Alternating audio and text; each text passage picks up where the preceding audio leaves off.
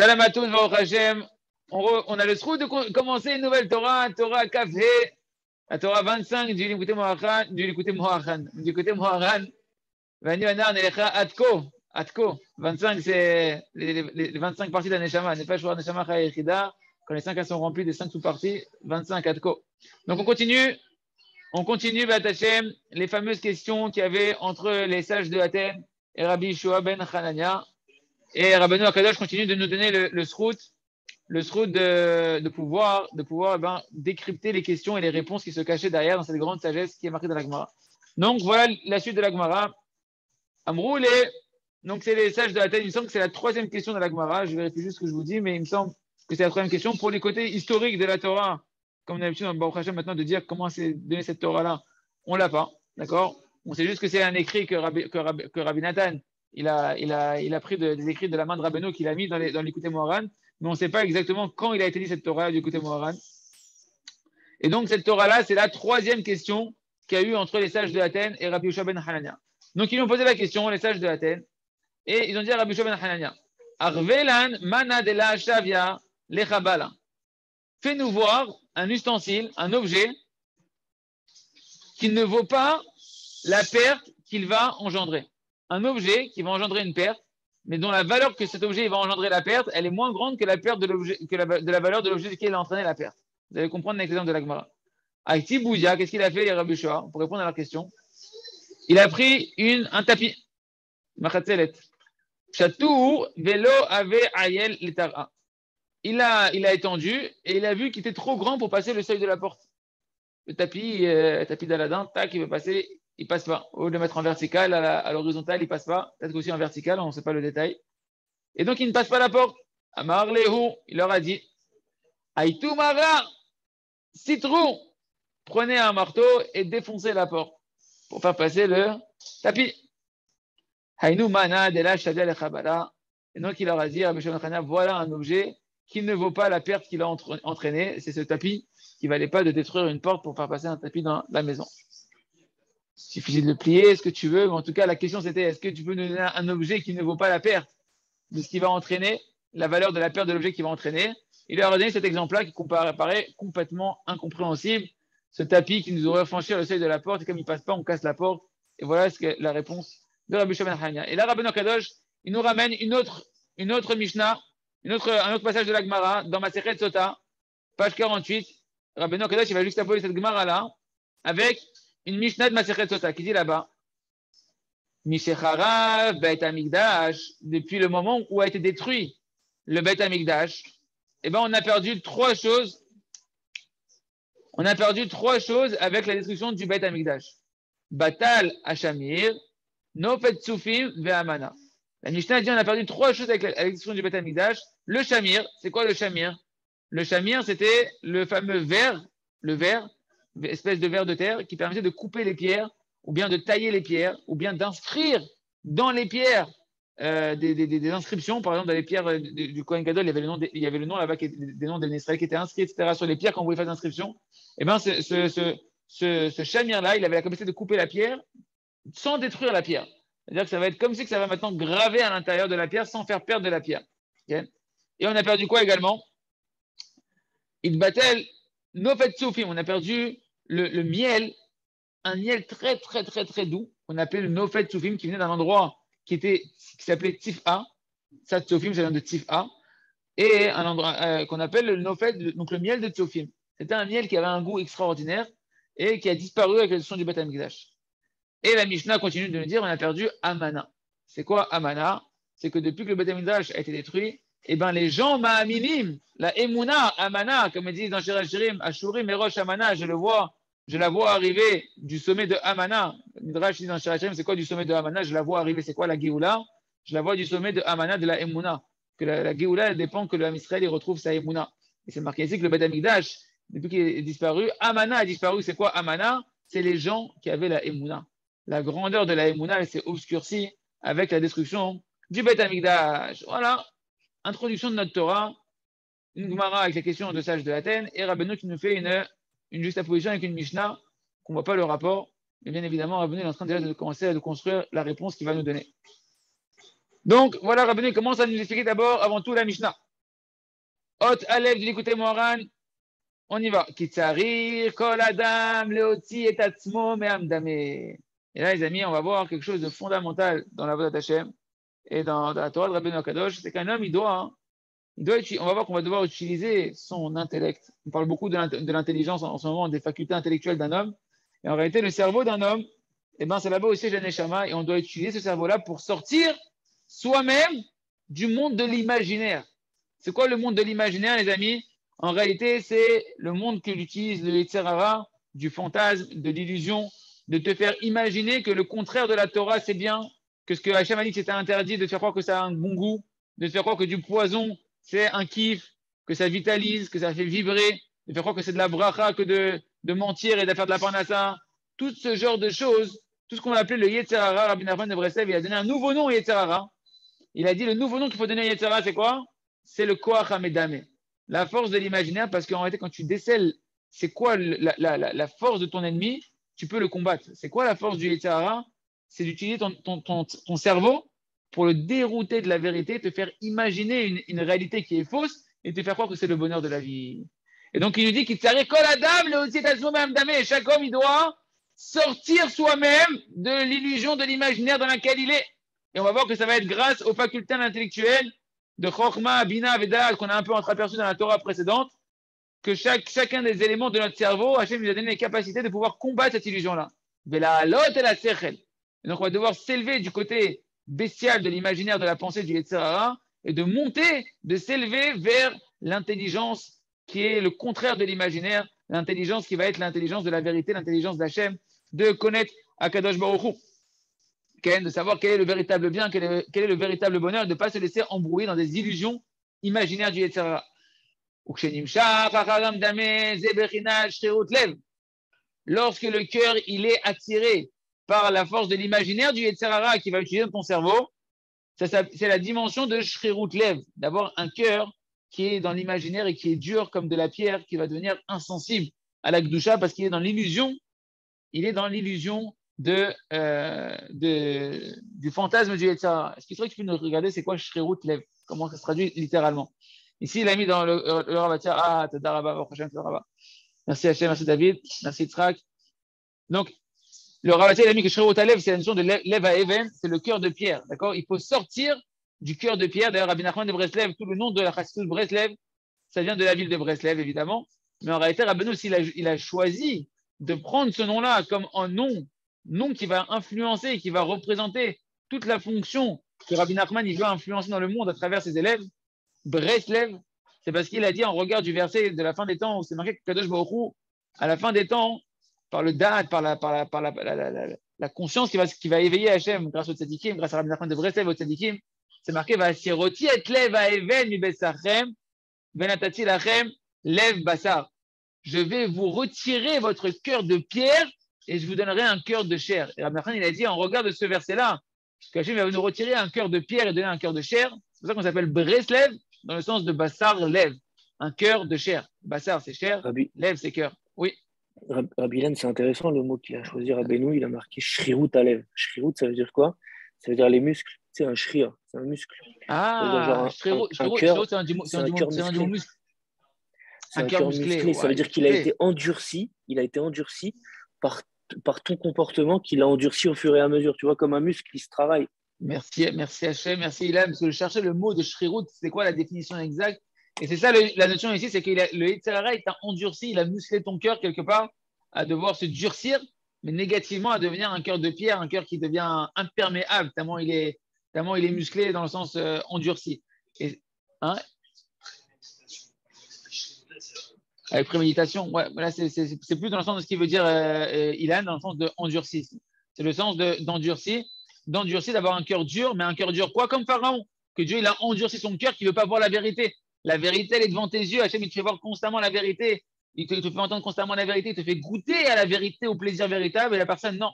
Le Yetzer Hara, il vient, il laisse pas le cœur s'ouvrir. Et il laisse le cœur imperméable. C'est exactement cette notion-là. Et donc, le Breslev, la notion de Breslev, c'est quoi? C'est justement d'aller détruire ce cœur de pierre. Ce cœur de pierre par rapport à la Gdusha, par rapport à l'amour d'Hachem, par rapport à la douceur d'Hachem, par rapport à l'amour du Ham Israël, par rapport à l'amour de la Torah, d'être sensible, de redevenir sensible de ressentir l'amour d'Hachem permanent et la douceur de cette union avec Kadosh Baruch Hu. Et ça, c'est la vérité qu'on doit aller rechercher. Comment? En sortant de l'imaginaire du Yetzer Hara et en allant chercher dans le Sechel, grâce à ta Neshama, tes facultés intellectuelles qu'on va voir, Chokma Bina Vadat, d'abord de construire, de retrouver la vérité. Chez Oler, Achar, Amdame, Shebalev. Parce que lorsqu'un homme il va d'après l'imaginaire de son Yetzer Hara, de sa pensée, son cœur est s'endurci et il va d'après l'illusion de son cœur. D'accord? Uksheyotse, Mishreru Talev, Umshaber, Libo Even. Et lorsqu'un homme maintenant il arrive à casser, il arrive à sortir d'exil, il arrive à sortir de la dureté de son cœur, il arrive à casser cette opacité qui se dit, mais moi, c'est pas pour moi, la Torah, la Tfila, le truc, ça me parle pas, moi. Le cœur, il est dur. Quand une personne elle commence à sortir de ça, de sortir de son cœur de pierre, c'est ce que Rabbi Nachman nous fait de Breslev, le cadeau qu'il nous fait quand on va au Man, c'est qu'il nous offre de pouvoir casser pendant un espace-temps délimité, et ben de casser ce cœur, et puis d'un coup, on sent qu'on a un regesh pour la Gdusha.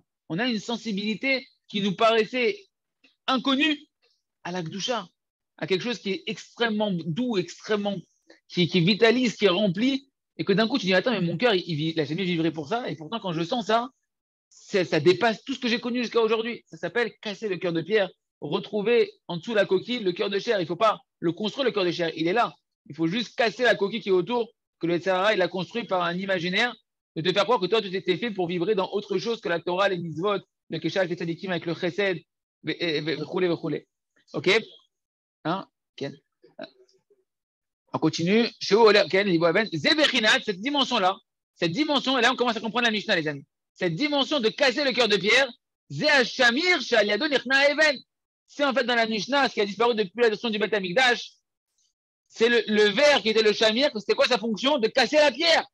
Il y avait un verre qui avait la capacité à casser la pierre. C'est quoi la pierre dont on parle ici? C'est, mon ami, ton cœur de pierre. Quand il y avait le Beth Amikdash, ce shamir-là, c'était une extériorisation matérielle dans le monde de la capacité à pouvoir détruire ce cœur de pierre qui était le Beth Amikdash. Il avait cette influence-là. Le Beth Amikdash, c'est le tzaddik, le Beth Amikdash, c'est le da'at, c'est la conscience d'Hachem.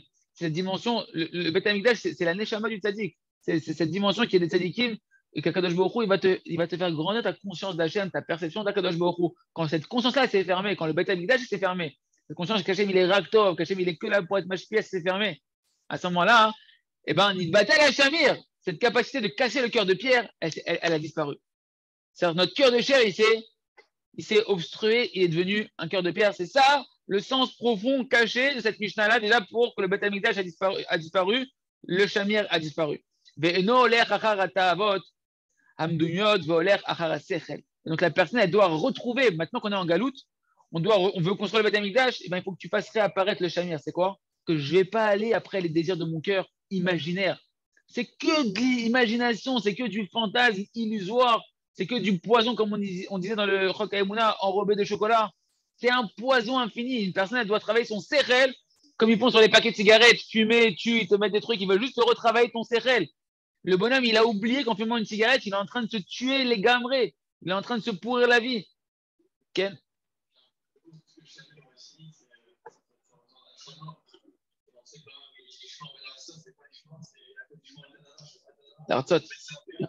J'ai fait.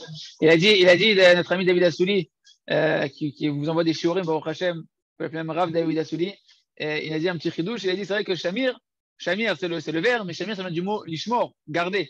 Or, le Ravarosh est écrit dans Or Chadash, ceux qui ont suivi Baruch Hashem dans le groupe sur Chok Haïmouna, au début on avait expliqué la notion de Shamor, lishmor, quand on doit garder les mitzvot, on voit que Yaakov Avinu, quand il a vu le rêve de Yosef et qu'il a dit devant tout le monde, quoi, moi et ta mère, on va se prosterner devant toi et tout, c'est marqué Ve'aviv Shamar et Tadavar. Et son père, il a gardé ce rêve-là parce qu'il a vu que c'est quand même un rêve prophétique. Et Rachid nous dit, c'est quoi qu'il a gardé? Il était metzapé, il désirait, il attendait quand est-ce qu'il va se réaliser ce rêve. Donc Shamor, ça vient en fait, c'est la notion de vouloir, de désirer et d'espérer. Et donc, qu'est-ce qui va casser le cœur de pierre, justement? Eh bien, il a fait Méhod de dire que ça va être la dimension d'espérer et de vouloir. Et c'est toute la force de Rabbi Nachman de Breslev, c'est toute la force du Nachal Novam Kochokma de te donner l'espoir de Enshumie Ouj. Continue. Il a dit, Ilan Felida, c'est très fort, David. Continue d'espérer, continue de vouloir. Et à chaque fois que tu vas vouloir, tu vas tailler le cœur de pierre, tu vas casser encore le cœur de pierre pour faire naître le cœur de chair qui est derrière. Et comme ça, tu vas retourner, et tu vas pouvoir retrouver l'intelligence. Rabota, et rappelez-vous que quand on parle d'intelligence, c'est qu'on parle de la vérité. L'intelligence, ça doit juste te ramener à la vérité. Hachem Murak Tov, Hachem Zeatanu Amiti, c'est le seul plaisir de ce monde-là. Le sérel, c'est pas juste, je ne vais pas me construire une illusion intellectuelle. Je recherche avec mon sérel de sortir de l'illusion du mensonge pour retourner dans la vérité. On continue. Donc maintenant qu'un homme il est sorti de ses dimionotes, de son imagination, et que maintenant son sérel, il commence à utiliser son sérel pour aller dans le bon chemin. Mais attention, on va voir qu'il y a différents niveaux dans l'activation de son intelligence. Il va y avoir la dimension potentielle de l'intelligence, la dimension qui est en train de travailler. J'ai une intelligence potentielle. J'ai une intelligence qui est en train de travailler, qui est en train d'agir, et j'ai la conclusion que ce que je vais comprendre de ce que je vais acquérir. Là, on va être pour l'instant, on n'est que dans la dimension du Sechel Bekoar. C'est-à-dire quoi? C'est-à-dire que mon intelligence, elle est en potentiel. J'ai commencé potentiellement à travailler que les ta'avot, les mauvais désirs, etc., c'est des ch'touillottes, c'est des mensonges. Okay. Donc, c'est ce qu'il dit le Rav ici. Après qu'un homme sort des dimionotes de son intelligence et qui commence déjà à aller d'après dans le chemin du Sechel, mais attention, son Sechel, pour l'instant, il est que encore dans la définition d'un Sechel, d'une intelligence potentielle. C'est que dans ta pensée. Et c'est pas encore un Sechel Bepoal, c'est pas encore une intelligence qui est véritablement en train de travailler, en train de faire de la déduction. En réalité, c'est Sechel Bekoar, ce qu'on appelle Chokhma. Chokhma, c'est dans les facultés intellectuelles, on en a parlé dans les sirotes, mais c'est pareil dans l'esprit d'un homme. Il y a Chokhma, Bina et Da'at. Chokhma, ici chez nous, dans les définitions que Rabbi Nachman va dire, ça va être le Sechel Bekoar. Sechel Bekoar, c'est des choses, j'ai l'information. J'ai le Rav chez Yahya, il me disait toujours, c'est quoi là, le Sechel, la Chokhma? Il dit, c'est comme un enregistreur. Tu vois, un ordinateur, un enregistreur, il a l'information, la cassette, le CD, il a l'information à l'intérieur, mais c'est une information. Tu as l'information, tu as la disquette.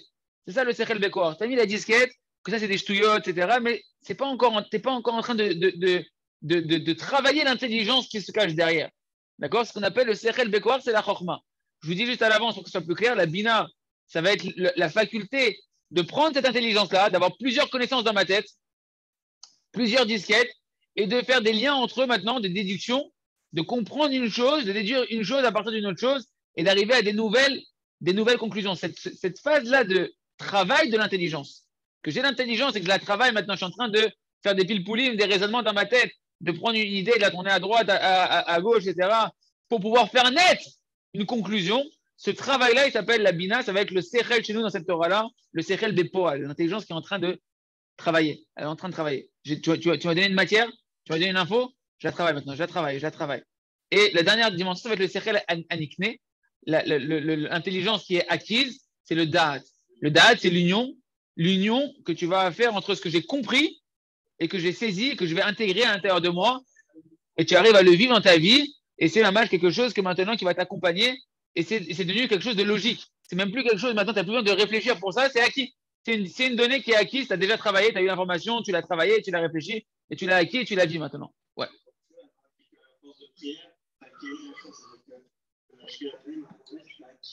Yeah.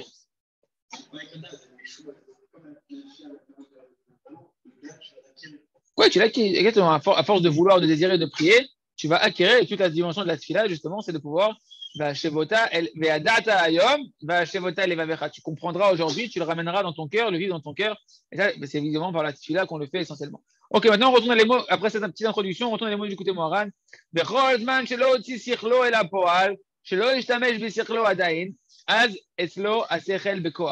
Tant que cette intelligence-là, tu ne l'as pas fait sortir du potentiel au concret, que tu n'as pas utilisé ton intelligence concrètement encore, tu ne l'as pas fait travailler cette intelligence-là, alors, chez toi, cette intelligence-là, on la va appeler une intelligence qui est encore en potentiel. Okay? C'est-à-dire que c'est seulement ta pensée qui comprend la chose, elle a compris la chose. Mais attention, tu as compris, c'est vrai, combien de fois on entend des shiurim, on a entendu une information, c'est vrai, on a entendu une information. Mais cette information-là, elle n'est pas l'osechel de maasé. Ce n'est pas une intelligence qui t'amène à l'action. Cette intelligence-là, c'est une disquette qui est rentrée, tu as entendu la vérité, tu es loin encore maintenant de vivre dans l'action cette chose-là. Okay? Pourquoi? Parce que cette information-là, tu ne l'as pas cogitée. Tu ne l'as pas travaillée à l'intérieur de toi. Quand on fait des doutes, quand on utilise les de chassidou, de moussar, et qu'on réfléchit sur les ta'avot, sur les mauvaises midot, etc., et qu'on va aller après prier à Kadosh Baruch Hu avec ce qu'on a compris comme information et qu'on va travailler dans la tefila et dans nos volontés, ces choses-là, c'est justement pour pouvoir acquérir cette conscience-là. Cette donnée-là, de ne pas la garder comme une disquette parmi tant d'autres dans la tête, mais d'en faire une partie de notre personnalité. Palpi, Shegvar, Shavar, Amdame, ואז נתקומם תכונת שכלו, כי כשזה קם, זה נופל, אבל השכל עדיין בכוח. Je dis Rabbeinu Akadosh, et bien que pourtant cette personne-là, elle a quand même déjà réussi à briser la force de l'imagination parce qu'elle a accepté une vérité. Tu as accepté une dimension où tu as mis une claque au fantasme, etc. Tu es en train de lui mettre un coup, tu es en train de lui mettre mamash, tu es en train de prendre un petit peu le dessus sur lui. Okay? Donc, c'est ce que je dis Rabbeinu, que tu as réussi à briser l'illusion de l'imaginaire du Yetzer Hara, parce que quand même, Truna Tirlo, tu as commencé à élever le programme de ton intelligence, c'est-à-dire la barrière de ton intelligence, parce que Rabbi Nachman dit que l'intelligence d'un homme, c'est sa barrière face au mauvais désir. Tu as commencé à élever un petit peu, à ériger cette force-là de ton intelligence. Parce que comme c'est marqué à propos de Esav et Yaakov, Esav, il va représenter justement le Koach Hamdame, toute la force illusoire du Yetzer Hara, que lui, il voit ce qui est extérieur, il voit le plat rouge, il veut le plat de dentier rouge, il est prêt à vendre la vérité, qui est l'intelligence absolue, qui est le droit d'aînesse, toutes les brachot de la Gdoucha, il est prêt à tout vendre. Pourquoi lui? Parce qu'il a vu juste un plat rouge qui lui ouvre l'appétit quand il a faim. Donc lui, et ça, il représente quoi? Il représente le Koach Hamdame. Et le Sechel, c'est Yaakov Avinu, bien évidemment. Le Yaakov Avinu représente l'intelligence véritable. Et c'est marqué à propos de Yaakov et Esav, Keshezekam, Zenofel. Comme il dit Rachid là-bas, quand il y en a un qui se lève, il y a l'autre qui tombe. De quoi on parle? On parle de la force entre l'intelligence spirituelle et la force imaginaire du mauvais penchant. Quand il y en a un qui gagne, l'autre il perd. Quand l'autre il gagne, quand il se lève, l'autre il tombe. C'est comme un combat entre deux personnes. Et en malasot, quand tu es en train de travailler ton esprit, c'est ça que Rabbi Nachman il dit l'importance. Il dit l'importance, Rabbi Nachman, tu veux te sauver ton Yetzer Hara des mauvaises pensées, sache que l'esprit d'un homme ne peut penser qu'à une seule pensée à la fois. Et ça veut dire quoi? Si tu es dans la pensée de la Gdoucha, il n'y a pas de pensée d'illusion de ta vote qui peut rentrer à ce moment dans ta tête. Même si tu es en train de penser, il dit Rabbi Nachman, des pensées du travail. Un travail propre, le bonhomme il se met dans la parnassa dans sa tête, ça l'empêche les mauvais désirs de rentrer dans son cœur, dans sa tête. Par contre, si une personne elle laisse sa tête sans contrôle et qu'après sa tête elle va aller dans des mauvaises pensées, dans des mauvais désirs, etc., à ce moment-là, le sechel il tombe. L'un va avec l'autre. Donc, il me dit Rabbi Nachman, ici, on est encore dans Aval, à Sechel, Adain, Bekoar. Mais malgré tout, bien que tu as commencé à élever ton sechel, parce que tu as cassé la force de l'imaginaire avec les vérités que tu as entendues, que tu as étudiées, malgré tout, ce sechel, il reste encore en potentiel. Tu as commencé à t'élever, à faire tomber la force de l'imaginaire, mais c'est encore qu'en potentiel. Ce n'est pas encore passé au concret. On continue. Donc, de là, on apprend déjà qu'on doit repousser le fantasme et l'imaginaire et arriver à l'intelligence véritable. ובשלב הזה, dit le Rav, זה השכל עדיין רק בגדר כוח, כן.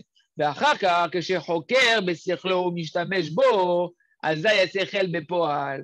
Et quand maintenant tu vas travailler ce que tu as étudié, et que tu vas le travailler dans ta tête, dans ton étude, dans ta tfila, dans ta bonnénoute, dans ta méditation que tu vas faire sur les choses que tu as compris, et ça tu vas le faire avec tfila, avec Akadosh Baruch Hu, etc. Quand tu vas travailler avec ton esprit, et que tu vas utiliser ton esprit pour aller dans ce sens-là que tu as compris qu'est la vérité, azay sechel bepoal. Là, on parle de l'intelligence qu'elle est active. Tu as activé ton intelligence dans ce qu'on appelle la bina. Ukshasechel ze bechinat nofet sufim, bechinat nofet tofna sitotair, sheotzi metikut sichlo mikoach el apoal. Et là, les amis, il nous dit Rabbeinu Akadosh, on va comprendre la deuxième partie de la Mishnah, que quand le Beth Amikdash a été détruit, on a perdu le miel de Tsofim. C'est quoi le miel de Tsofim? C'est la douceur qui va naître à l'intérieur de nous, le plaisir qui va naître lorsque l'intelligence elle se met à réfléchir et qu'elle va commencer à faire des déductions dans la vérité, des déductions dans le Hémet, des déductions pour entreapercevoir de plus en plus combien Hachem ou Tov, combien le Hachem c'est Hémet, mais combien Hachem ou Rakoev Otanu, et ou Rakoser la tête là, nous, et ben, cette personne-là va commencer à sentir à l'intérieur d'elle-même un plaisir. Un plaisir qui va naître comme du miel de Tsufim, qui était un miel qui était extrêmement doux. D'où il vient le miel? Il vient justement d'utilisation de l'intelligence. Et même quand quelqu'un étudie, quand tu étudies la Torah et que tu es en train de réfléchir et que tu vois que ton cerveau il commence à remuer les connaissances de la Torah, tu sens un plaisir à l'intérieur de toi, tu sens un ta'anoug, tu sens une douceur qui vient à l'intérieur de toi Et ça, c'est ce qu'on appelle le Sechel Bapoal. Le Sechel Bapoal, ça va être Nofet, Kitofna, Siftotaïr, Kalla, comme c'est marqué dans Shir Hashirim, que tes lèvres, elles goûtent comme du goutte à goutte, c'est-à-dire que coule de tes lèvres du miel il coule de tes lèvres. C'est quoi? C'est quand nous, maintenant, avec nos lèvres, on va remuer les paroles de la Torah et qu'on va, dans l'enseignement de Rabbeinu, on va dire que ces paroles de Torah, non seulement tu vas les remuer dans la Torah, mais tes lèvres, tu vas les remuer aussi pour transformer ta Torah en Tfila, pour comprendre les choses, pour acquérir les choses. À ce moment-là, ça va couler de tes lèvres, il dit Shlomo Amelach dans Shir Hashirim, du miel. Tu vas sentir de la douceur, tu vas sentir un plaisir extraordinaire, tu vas commencer à sentir une véritable douceur. Quand tu as dit une information, de fermer les yeux, c'est bien, c'est la vérité. C'est-à-dire, tu n'as pas compris, tu as compris comme ça, que c'était mal de regarder les choses qu'il ne faut pas regarder, mais tu n'as pas de plaisir là-dedans. Pour ça, c'est une rasera. Mais quand tu vas commencer à méditer sur ça, que tu vas commencer à réfléchir sur ça, que tu vas commencer à mettre ton cerveau là-dedans, que tu vas goûter à la vérité qui se cache derrière cette notion qu'on appelle Shmirat Enaim, par exemple, préserver ses yeux, eh ben, tu vas commencer à sentir le miel qui est caché derrière. Parce que la Torah, c'est que du miel. La Torah, comme on dit dans les Yidin Nefesh, ce chant d'amour pour Akadosh Baruch Hu, c'est marqué que si Hachem, tu nous ouvres un tout petit peu, fais-nous entreapercevoir un tout petit peu de ta douceur, on va courir derrière toi comme un cerf, comme une gazelle qui court pour aller courir dans les étangs d'eau, etc. D'accord? De sortir, de sortir, écoutez bien comment c'est beau ces mots qui disent avec nous, de sortir la douceur de ton intelligence du potentiel au concret. Tu renfermes en toi, en potentiel, en ton intelligence, et tu utilises ton cerveau, non pas pour être dans des bêtises, mais dans la recherche d'Hachem, eh ben, où est-ce qu'il est le plaisir? Où est-ce qu'il est le bonheur? Il est ici. Il est ici le bonheur, il n'est pas à l'extérieur. Le bonheur, il n'est pas à l'extérieur, il est à l'intérieur de toi. La neshama, elle siège, elle scintille au niveau du cerveau. Si tu utilises ton cerveau pour de la gdoucha, tu vas réfléchir avec ton cerveau, non pas pour faire des fantasmes, machin, michemort que tout le monde il te propose sur toutes sortes de réseaux sociaux et de films et de machins, etc. Et que non, toi, tu vas aller maintenant te mettre dans la Torah et que tu vas essayer de chercher la vérité qui se cache dans la Torah. C'est Hachem qui se cache dans la Torah, la douceur d'Hachem, l'amour d'Hachem qui est dans la Torah. Eh ben, tu vas commencer à faire naître, quand tu vas réfléchir sur des choses, la douceur potentielle, le plaisir potentiel qui est déjà à l'intérieur de toi, Bécoar. Mais tant que toi, tu agis pas, comme le Sipour, fait le fameux Sipour de Rabbi Nachman, il va chercher dans le pays lointain un trésor sous un pont, parce qu'il arrive qu'il est là-bas, et au final, il se rend compte que le trésor était dans son propre jardin, que tu n'as pas besoin d'aller chercher à des milliards d'années-lumière le bonheur, il est à l'intérieur de toi. Et ici, on est en train de le voir qu'il est dans la faculté de réfléchir sur la Gdusha, sur les choses que tu as comprises, et de réfléchir, de rechercher la vérité. Siftotaïr, ou Bechinat Moti Mikoach la Poal, chez Bechinat Adibour. Pourquoi les Shirachirim, c'est marqué que ce miel-là, ce fameux miel qui a disparu à l'époque du Beth Amikdash, ben, il se retrouve, il coule de tes lèvres. Pourquoi les lèvres? Parce que les lèvres, c'est la dimension de faire sortir du potentiel au concret, ce que tu avais dans la pensée par la parole. La parole ne fait que extérioriser en réalité une volonté intérieure, une pensée initiale qui va s'extérioriser par la parole. Akadosh Baruch Hu, il a désiré le monde, il a désiré te créer, il t'a pensé, il a voulu te créer, et après il a parlé à Kadosh Baruch Hu. Et par la parole, tu passes du potentiel au concret. Qu'est-ce que tu voulais dire, David?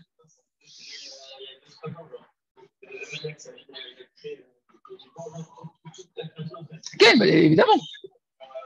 Quel Baruch Shama Vayolam, Hachem, c'est celui qui a parlé, qui a créé le monde, bah, Sarah Bamarot Nivrolam, par 10 paroles, le monde a été créé. Et ben c'est pareil, Rabbeinu nous dit, quand tu dis dans Shir Hashirim, c'est notre Torah, l'écouter Moran, où c'est marqué là-bas, Nafshi Yatsa Bedabero. Nafshi Yatsa Bedabero, il dit Shlomo Amelach. C'est quoi Nafshi Yatsa Bedabero? Mon âme, elle est sortie du potentiel au concret. Bedabero, en parlant à Hachem. En parlant à Hachem par la parole et par l'étude de la Torah, qui est la Torah chez BLP, la Torah orale, la Torah qui passe par la bouche. Et par le fait que maintenant tu vas prier cette Torah orale pour la vivre, pour l'intérioriser, et ben c'est ça l'outil le plus grand pour faire passer du potentiel au concret ton âme, pour faire passer du potentiel au concret ce que tu as compris comme vérité, et de faire naître du potentiel au concret le bonheur qui est à l'intérieur de toi. Tu fais une bonne étude, tu étudies la Torah avec une bonne kavana, tu étudies la Torah avec une bonne recherche d'Hachem, à vouloir comprendre ce que Hachem veut de toi, tu viens prier Hachem avec le désir de vouloir faire ce qu'Hachem demande de toi, tu vas sentir un plaisir qui va naître ici tout seul. Les gens ils disent ouais, moi je suis pas heureux, moi ça marche pas. Ça marche. Il faut juste activer les choses et avoir confiance. Oui, Yoav. Ken.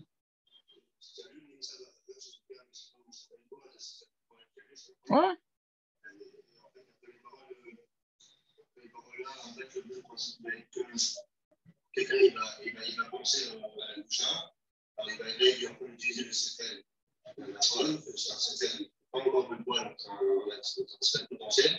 C'est un CFL juste. Et la seule chose qu'il va faire, que maintenant, il va comme tu as dit, qu'il va dominer ce moment levé, de pouvoir complètement capable de le voir l'équilibre du cœur. C'est juste parce qu'il va utiliser en fait. Oui, il a fait. Et il revient sur ce qu'on a dit. Il dit alors quoi? C'est à quoi? J'ai entendu, j'ai appris des choses sur la douche à tabrit, de préserver mes yeux, mes pensées, etc. La seule chose qui fait que je vais réussir à le concrétiser, c'est parce que je vais réfléchir dessus et que je vais commencer à méditer dessus. C'est ça que tu veux dire? Le sechel à quoi? C'est l'information. Après, le sechel bepoal, c'est que je vais. Okay? C'est que maintenant, cette notion-là, je vais la travailler. Je vais y réfléchir. Oui. Oui, mais utiliser dans ta tête. Dans ta tête. Et quand tu fais une bonne doute, c'est quoi une bonne doute? Quand une personne va faire une demi-heure sur un sujet, tu veux enlever un mauvais désir, tu veux enlever un mauvais trait de caractère, un mauvais désir, un mauvais trait de caractère, c'est ça le quoi, Ramdamé. C'est ça la force de l'imaginaire. De croire que je dois me comporter comme ça dans ces désirs-là, etc. Tu veux casser ça et dire à prends un zman important, conséquent, et tous les jours, viens taper là-bas dessus, travaille dessus, prie dessus. Mais prie avec quoi? Avec les données que tu as appris, que tu vas étudier dans la Torah sur le sujet. Qu'est-ce que Rabbi t'a laissé faire Amidot? T'as laissé faire Amidot. Il t'a fait l'écouter et Tzot. C'est des soirées où là-bas, il t'a expliqué chaque mauvais trait de caractère, chaque mauvais désir, d'après tout ce qui est marqué dans la Torah, qu'est-ce que tu gagnes, qu'est-ce que tu perds. Ça, tu vois, c'est faire Amidot, appelle ça Sechel Bekoar. J'étudie, c'est faire Amidot. Je vais prendre par exemple le trait de caractère de la colère, et je vais étudier qu'est-ce que je gagne sur la colère, qu'est-ce que je perds sur la colère. Information. Magnifique.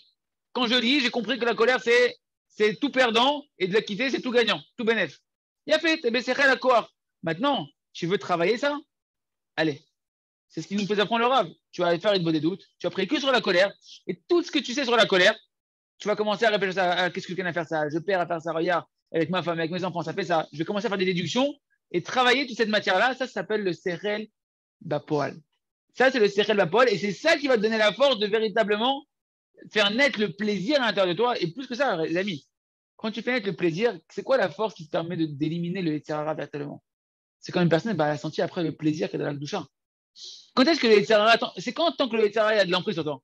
C'est tant que le Yetzirara, il te fait croire qu'il a un bonheur à te donner dans son chemin à lui. Mais quand maintenant toi tu vas faire le travail, c'est le travail de la Idbonenout, que tu vas méditer dans ta Idbonenout pendant ton étude, et essentiellement après quand tu vas prier sur ça, etc. Et ben à ce moment-là que tu vas travailler ton intelligence, et bien dire le potentiel de ton plaisir et de ton bonheur, il est caché là-bas. Et quand tu vas faire ça, tu vas sentir à l'intérieur de toi une douceur qui va naître, un plaisir qui va naître.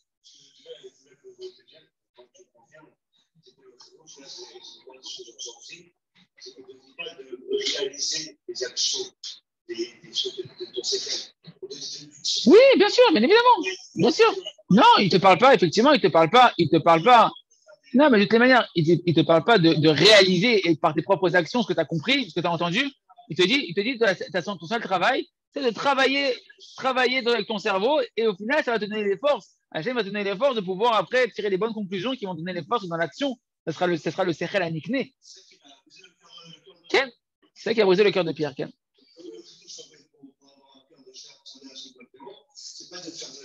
Non, bien sûr. Le chidouche pour briser le cœur de Pierre, effectivement, c'est d'utiliser son cerveau avec les connaissances de la Torah qu'il a appris pour chercher à connaître Hachem et à accomplir ces choses-là et à comprendre les choses. Et ce travail-là de l'intelligence que tu vas utiliser, c'est ça qui donne la force après de pouvoir passer à l'action, que le cœur il va s'ouvrir et que le cœur et qu'une fois que le cœur il est réactivé, et ben le corps il va d'après le cœur. Le cœur il va pouvoir aller injecter le sang nettoyé, le sang qui est purifié dans tous les membres du corps et que le corps il va pouvoir se comporter correctement. Ben, Hakar que chez Massig, on va s'arrêter là parce que là on a bien débordé. Ben, Hakar, attends, qu'est-ce que dit le Rav? Donc par la parole, eh ben, on va pouvoir déceler la compréhension bien quand on va parler, même Sichat Haverim, c'est quoi Sichat Haverim?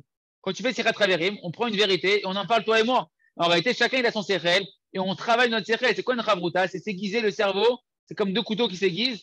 J'ai mon intelligence et on va l'aiguiser et ça fait naître une douceur, ça fait naître un plaisir, une bonne chavruta quand elle est faite avec un vrai Lechem Shamaïm. Tu sors de là-bas, même si au final t'as pas beaucoup avancé, t'as kiffé. Il y a une douceur qui s'est passée, t'es ressorti plein. Pourquoi? Il y a une douceur dans la recherche de la vérité, mais la vraie recherche de la vérité, pas pour protéger raison. La recherche de la vérité pour connaître Hachem. Okay. Donc, il dit, ici, il y a deux shlavim qu'on a vus. Un, arriver à l'intelligence potentielle. Okay. Et deux, passer cette intelligence potentielle au concret. Et maintenant, Rabbeinu va nous apprendre qu'il y a un troisième niveau.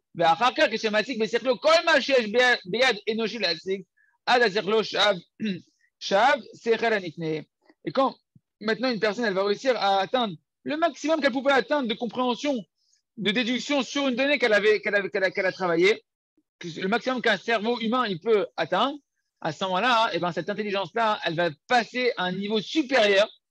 Ça va être l'intelligence qui va être acquise, Mechila.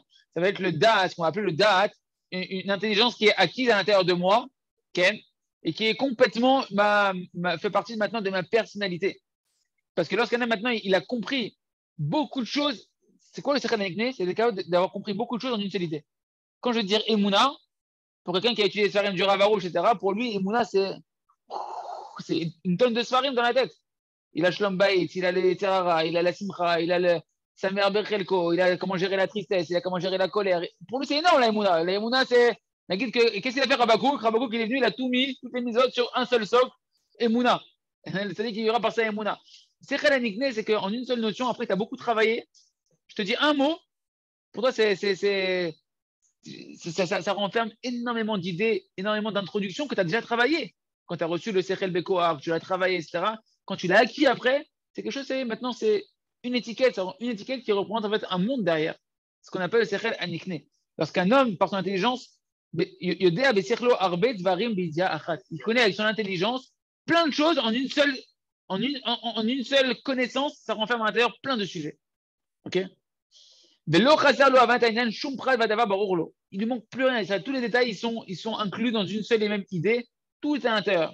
Zenikrash à Sechel Kanou, ça s'appelle que l'intelligence elle a été acquise et qu'elle est devenue une partie de toi-même. C'est devenu une partie de toi-même. Ok? Les amis, on va s'arrêter là pour aujourd'hui. On reprendra demain à cet endroit-là. Et donc le Sechel Anikne, ça sera, si on a dit qu'il y a le Shamir, on a dit le Shamir il a disparu, on a dit que le Nofet Soufim, et on verra, c'est Amana, les gens de Emouna, de Hashem, on verra, merci Hashem, dans la suite. Hazak, Ve, Nitrazel, pour l'écouter Moran.